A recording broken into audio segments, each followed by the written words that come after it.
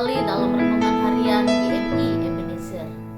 Tuhan menetapkan langkah-langkah orang yang hidupnya berkenan kepadanya. Apabila ia jatuh, tak sampai tergeletak karena Tuhan yang menopangnya. Kita berdoa. Terima kasih ya Tuhan, karena Engkau selalu menopang kami. Engkau memberi kekuatan kepada kami. Engkau juga selalu memberikan jalan keluar di dalam setiap pergumulan dan persoalan yang kami hadapi. Kami juga bersyukur kami tidak sendirian hidup di dalam dunia ini, tapi Engkau selalu ada bagi kami. Engkau selalu menghibur kami. Terima kasih, berkatilah perjalanan hidup, supaya dalam perjalanan hidup ini Tuhan, kami terus menemukan kasih-Mu dan pertolongan-Mu. Pagi ini kami akan mendengarkan firman-Mu. Tuhan menolong kami. Di dalam dan demi Yesus Kristus kami berdoa dan mengucap syukur. Amin. Pagi ini kita akan bersama-sama merenungkan satu tema firman Tuhan. Mengingat ketetapan Tuhan. Bagi bangsa Israel, setiap peristiwa demi peristiwa yang terjadi atas hidup mereka merupakan satu peristiwa yang sangat penting. Karena di dalam peristiwa itu, Allah selalu bekerja, Allah selalu berkarya, dan Allah selalu memperlihatkan kasih-Nya kepada umat Israel.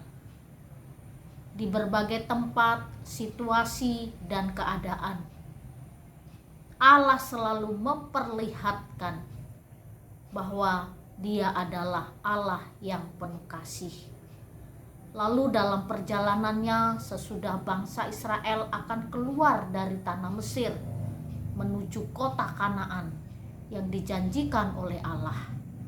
Lalu dalam hari itu juga mereka merdeka, mereka memiliki kebebasan dari penindasan bangsa Mesir. Dan pada hari itu juga ada ketetapan-ketetapan yang Tuhan ingatkan kepada bangsa Israel, yaitu tentang ketetapan tentang anak sulung dan hari raya roti tidak beragi. Jadi dua hal yang ditetapkan oleh Allah bagi mereka, yaitu tentang pengudusan anak sulung dan juga hari raya roti tidak beragi. Di dalam Keluaran 13 ayat 3 demikian bunyi firman Tuhan. Lalu berkatalah Musa kepada bangsa itu, peringatilah hari ini, sebab pada hari ini kamu keluar dari Mesir, dari rumah perbudakan, karena dengan kekuatan tangannya Tuhan telah membawa kamu keluar dari sana. Sebab itu tidak boleh dimakan sesuatu pun yang beragi.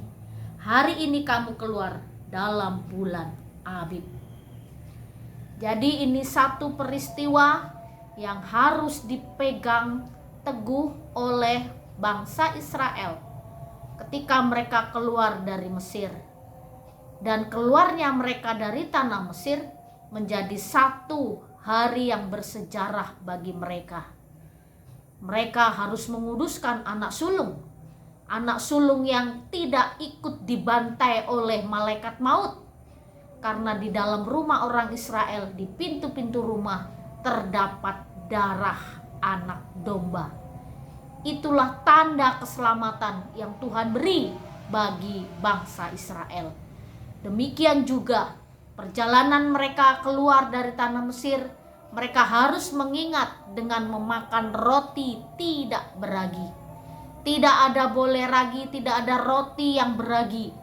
Nah, roti tidak beragi artinya penderitaan dan juga pengalaman hidup dalam perjalanan hidup mereka untuk mereka menuju ke kehidupan yang lebih baik. Ketetapan-ketetapan ini diberikan Allah untuk ditaati oleh bangsa Israel, dan ketetapan-ketetapan itu juga mengingatkan kepada mereka bahwa Allah lah yang memiliki kehidupan bangsa Israel. Dan Allah lah satu-satunya Allah yang mampu menolong mereka, dan juga Allah yang senantiasa setia terhadap mereka. Jadi Bapak Ibu serta saudara-saudari, Musa memperjuangkan untuk bangsa Israel keluar dari tanah Mesir. Dan ada banyak orang-orang yang ikut keluar dari tanah Mesir, sehingga bangsa yang besar itu, orang-orang yang banyak itu, mereka membawa segala harta benda mereka keluar dari tanah Mesir. Lalu di dalam perjalanan juga ketika mereka menuju Laut Teberau, Tuhan melindungi, Tuhan memelihara, Tuhan menyertai, bahkan Tuhan menyediakan segala sesuatu yang mereka butuhkan. Ketika mereka menghadapi laut, tidak ada lagi jalan keluar.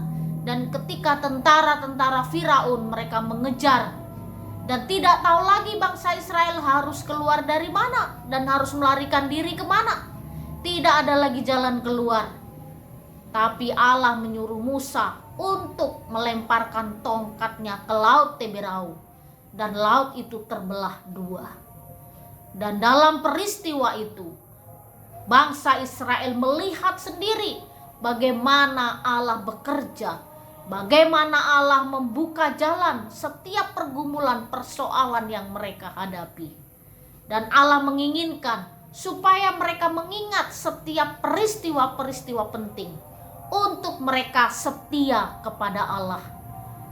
Dan peringatan itu untuk mengingatkan bangsa Israel bahwa Allah adalah satu-satunya Allah. Allah sang penolong, Allah sang penyelamat. Bapak, Ibu, serta saudara-saudari, demikian juga di tengah-tengah hidup kita. Dalam peristiwa yang pernah kita alami, kesulitan hidup, pergumulan hidup yang kita alami, Tuhan pernah menolong kita.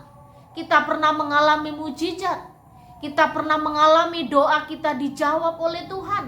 Kita pernah mengalami berkat-berkat yang datang tepat pada waktunya.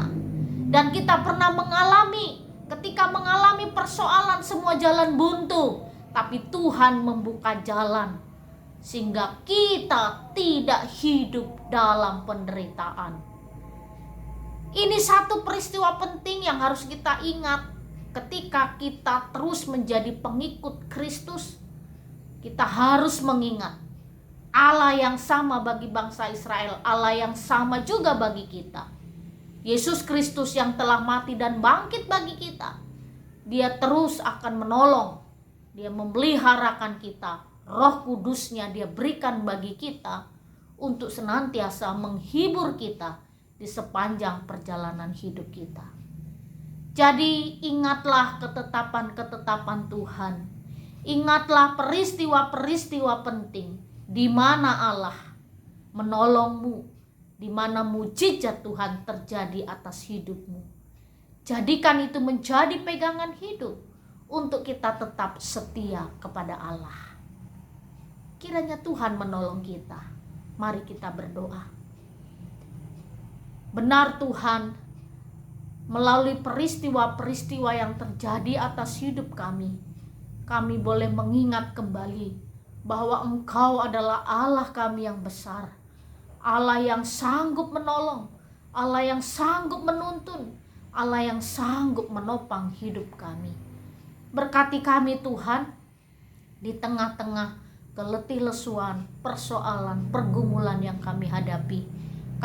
Kami mau terus memegang janji Tuhan. Dan kami percaya setiap orang yang memegang janji Tuhan akan memperoleh berkat. Terima kasih ya Tuhan, di dalam dan demi Yesus Kristus kami berdoa dan mengucap syukur. Amin. Selamat pagi, Tuhan Yesus memberkati.